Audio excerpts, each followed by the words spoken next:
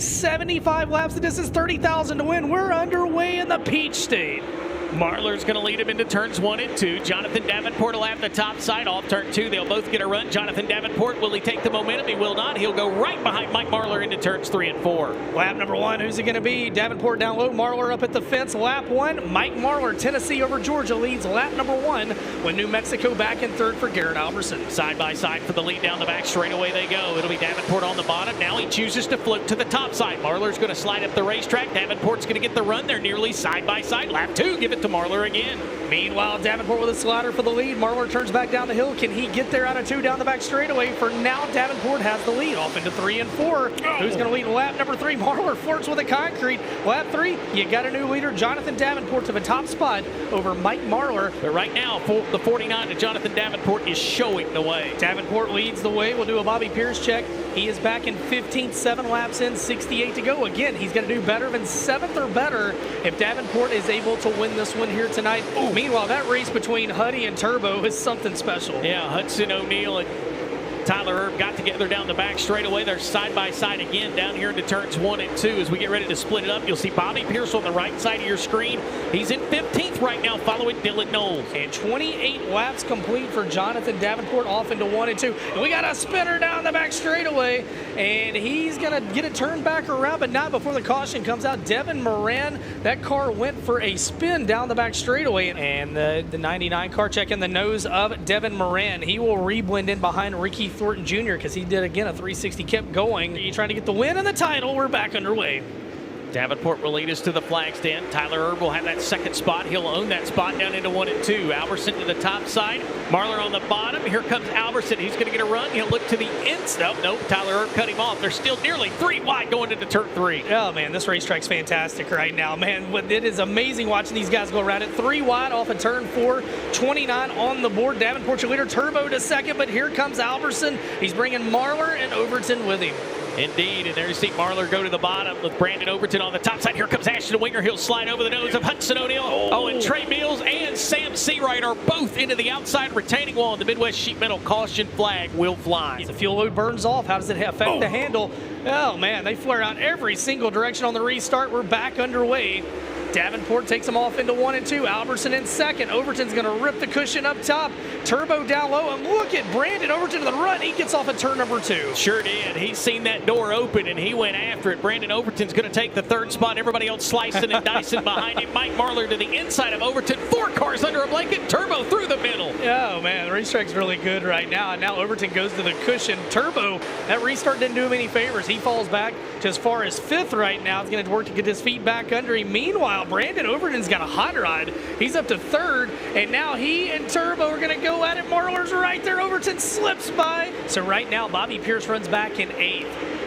They would be tied for the title. The first tiebreaker, Feature wins. They both got 3 tonight. If Davenport got the win, he would get it. But here comes Pierce. He goes to the inside. Oh, what a bit of contact between he and Ashton Winger. And let's keep an eye on that. Look at Pierce's left rear quarter panel. He and Winger got together. And let's keep an eye on that left rear tire of the 32. That could be trouble.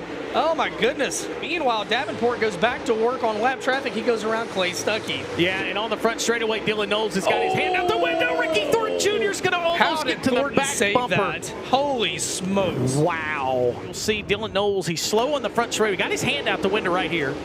Now watch this. Here comes Ricky Thornton Jr. right into your living room. Wow. I mean, they're racing for money. Every one of those spots is an increase in the payday. Alberson goes way up top for the restart. Lets it swing out wide. Meanwhile, Overton will slide right up in front of him.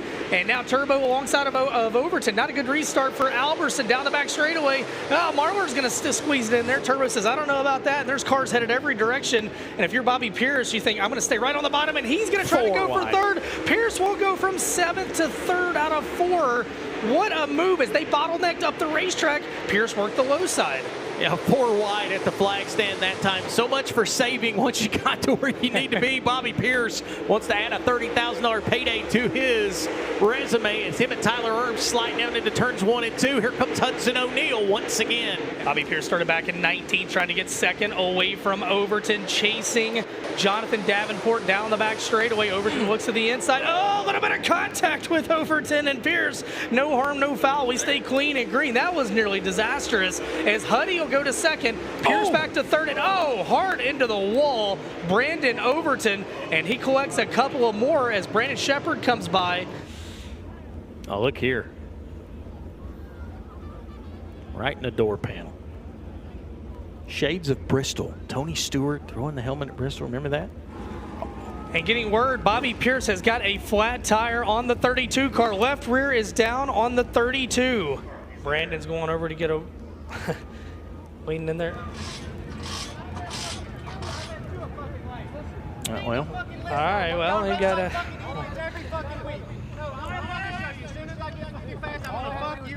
All right, well, they're down there, and all right, cooler heads prevail.